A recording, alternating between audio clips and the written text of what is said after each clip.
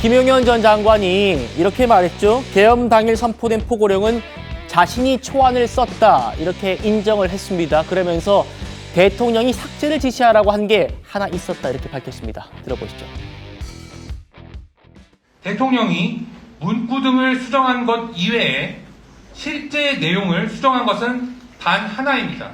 계엄은 일반적으로 국민들에 대한 통행금지 또는 통행 제한을 가하는 것을 내용으로 하는데 장관 작성의 초안에는 이 같은 내용이 포함되어 있었으나 대통령이 국회의 경종을 울리고자 함이라는 본래의 목적대로 계엄은 일반 국민을 향한 것이 아님을 강조하며 국민 생활의 불편, 경제활동 등을 고려하여 이를 삭제 지시하였습니다. 그러니까 자기가 쓴 초안, 포고령 자기가 썼다고 인정했어요. 그 초안에는 국민들의 통행을 금지시키는 내용도 있었는데 그걸 대통령이 빼라고 했다는 거 아닙니까? 어떻게 들리세요? 뭐 그런 거를 따지는 것 자체가 저는 의미가 없다라고 보는 게요. 경종을 울리기 위해서 그 야당의 그런 폐악질에 대해서 정치적 폐악질에 대해서 경종을 울리기 위해서 비상계엄을 발동했다는 거 아닙니까? 그런데 저는 이거는 무슨 그 정무적인 고도의 정무적 감각을 갖지 않은 사람이라도 상식적으로 판단할 수 있는 게 있지 않습니까? 야당의 그런 폐악질에 대해서는요, 정말 정치로 풀어야죠. 정치로 풀어야 될 것을 지금 군사로 풀려고 한 거, 그리고 저게 경종을 울리는 걸로 끝납니까? 오히려 진짜 정치적 수명을 다해가던 이재명 대표에게 그 엄청난 정치적 횡재를 지금 안겨주고, 그리고 완전히 이제 그 공수가 전환이 되면서 질질 끌려다니는 모습이 돼버린 거 아닙니까? 어떻게 경종을 울리는 비상계엄이 가능하다고 판단을 했는지 저런 어처구니 없는 저런 판단에 대해서 참 할 말을 잃습니다. 김영주 의원님. 네. 어쨌든 그 포고령이 굉장히 위헌적인 요소이 좀 포함되어 있기 때문에 누가 썼느냐. 계엄 사령관은 자기가 명의로 자기 이름으로 나갔는데도 내가 안 썼다라고 했었고 그런데 김 전 장관이 오늘 내가 썼다라고 공식 입장을 밝혔습니다. 네. 뭐 저는 별로 그렇게 신뢰가 가지 않습니다. 대통령이 기본적인 내용을 주시고 그걸 문안을 작성한 것은 김용현 장관이 할 수 있지만 전반적으로 저 내용 자체에 위헌적 요소가 있기 때문에 자기가 대통령을 대신해서 맡겠다, 공격을 맞아주는 그런 어떤 희생양이 되겠다 하는 의지도 이 안에 포함되어 있다라고 보여지고 마지막에 또 수정했다는 부분도 훨씬 더 어떤 대통령이 훨씬 더 국민들을 위해서 생각을 했다 마지막에 이제 그런 것을 남기기 위한 의도다 저는 그렇게 생각을 하기 때문에 그야말로 대통령께서 그동안에 그 10일 날 발표하신 것도 마찬가지고 기본적으로 그 최초의 아이디어 자체 또 시점 자체 이것이 다 대통령으로부터 나왔기 때문에 문건을 누가 썼느냐 보다는 실제적으로 기본적인 이 의도와 아이디어 목적 자체가 대통령으로부터 나왔다는 것을 숨길 수는 없다 그렇게 보여집니다. 알겠습니다. 이 부분도 수사를 통해서 밝혀져야 될 부분인 것 같습니다. 김 전 장관 측은요 또 계엄의 정당성도 재차 강조했습니다. 야당의 폐악의 경종을 울리기 위한 계엄이었다 이렇게 말했습니다. 들어보시죠. 계엄 선포의 배경, 다수당의 횡포로 당 대표의 형사 책임을 면하고자 방탄 국회를 열고 22차례에 걸쳐 탄핵을 발의하고 급기야 예산을 폐지하여 국정을 없애려는 시도를 해대는 국회를 이용한 정치 폐악질에 대하여 경종을 울리기 위함입니다. 우리 사회 곳곳에 진지를 구축하고 암약하는 종북 주사파, 반국가 세력을 정리하여 자유대한민국을 미래 세대에게 물려주기 위함입니다.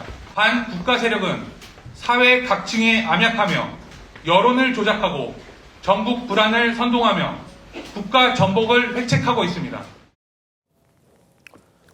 10일에 있었던 대통령의 담화랑 거의 일치하는 내용으로 보입니다.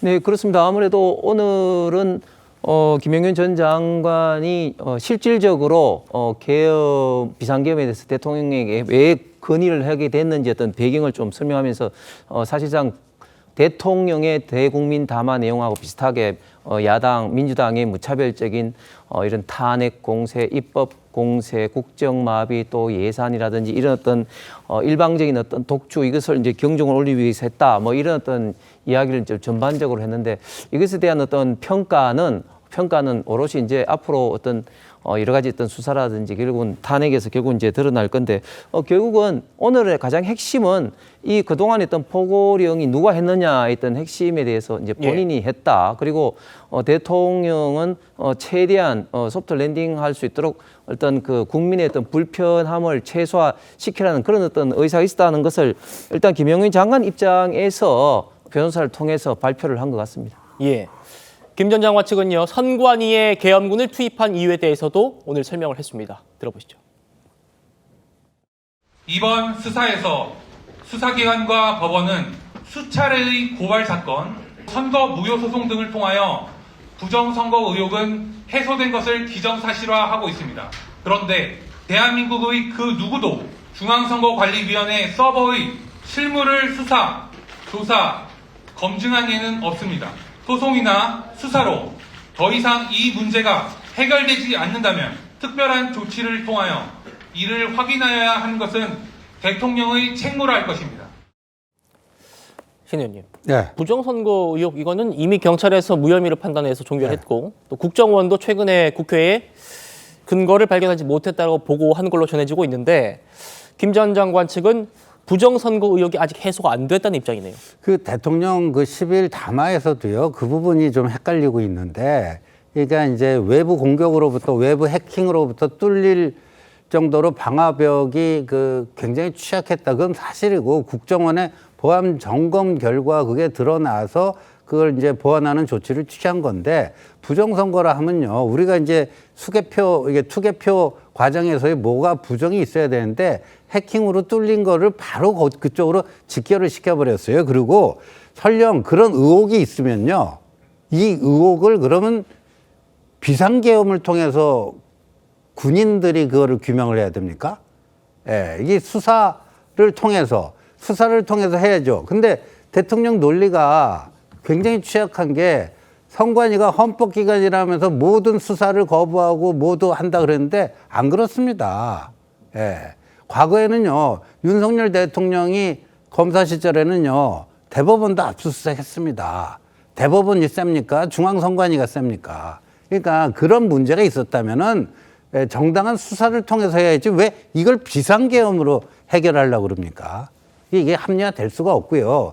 지금 잠깐만 저 변호인들 얘기가 이제 반복적으로 나오는데 예. 제가 알기로는 저 정광훈 목사 계열의 그쪽에 그 활동하는 변호인들로 알려져 있고 저 부정선거 의혹을 이렇게 막 철석같이 팩트로 오인하고 그런 게 대통령께서 이런 그 우파 진영 내 극단주의 세력의 그 무책임한 주장에 경도된 결과가 이렇게 비극적으로 나타나는 게 아닌가 보여집니다.